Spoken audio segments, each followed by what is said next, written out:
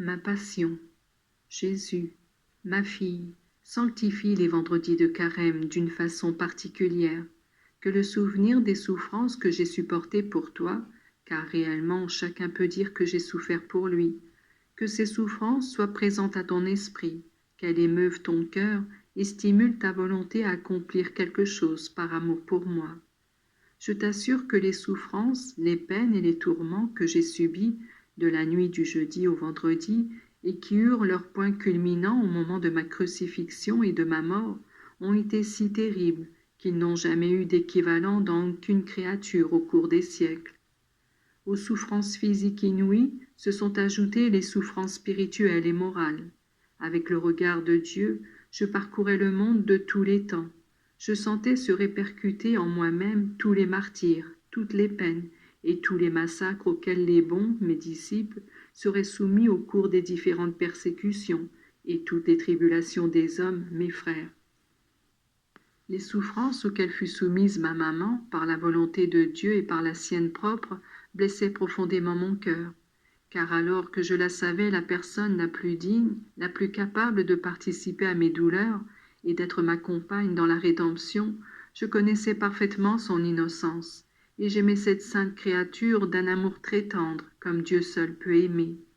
Ses souffrances étaient tellement unies aux miennes que le même glaive transperçait nos cœurs à l'unisson. Ce qui m'occasionnait une immense tristesse et me rendait presque insupportable la souffrance, c'était la vue de l'ingratitude de la majeure partie des hommes et l'indifférence devant tant d'amour et tant de douleur. Ma passion continue au cours des siècles, d'une manière non sanglante dans le sacrifice de la messe et d'une manière sensible et véritable dans les persécutions de mes enfants de la terre. Les guerres, les homicides, les suicides, les scandales, les péchés de tout genre, renouvellent et continuent le drame douloureux du Fils de Dieu immolé sur la croix. C'est une réalité douloureuse, mais vraie. Moi, présent par droit et par conquête dans chaque âme, je suis de nouveau, et comme dans le corps mystique de l'Église, soumis à un martyre individuel par les âmes qui pêchent consciemment. Une réponse d'amour.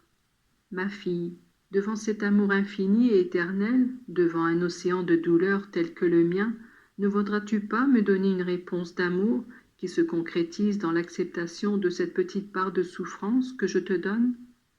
Très souvent, mes disciples se montrent ardents et empressés à souffrir pour moi. Ils paraissent vouloir me donner tout leur cœur et m'exprimer un grand amour. Mais à l'épreuve des faits, je m'aperçois que c'est un amour qui n'est fait que de paroles.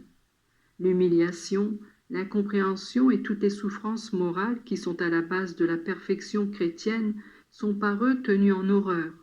Ils opèrent un choix dans les souffrances et ils voudraient non pas faire la volonté de Dieu, mais que Dieu fît la leur. Comme il est erroné ce comportement, et comme il convient peu à la vie de mon vrai disciple, qui en tout et toujours doit se laisser conduire par la volonté suprême de Dieu. Apprends, ma fille, à accepter la douleur, d'où qu'elle te soit infligée. Accepte-la comme volonté de Dieu, en union avec mes souffrances et pour l'amour de tes frères du monde entier. Donne-moi une réponse d'amour à mon grand amour. Dis-moi un merci, de reconnaissance, et répare l'ingratitude des hommes qui, de mon sang, font un douloureux gaspillage.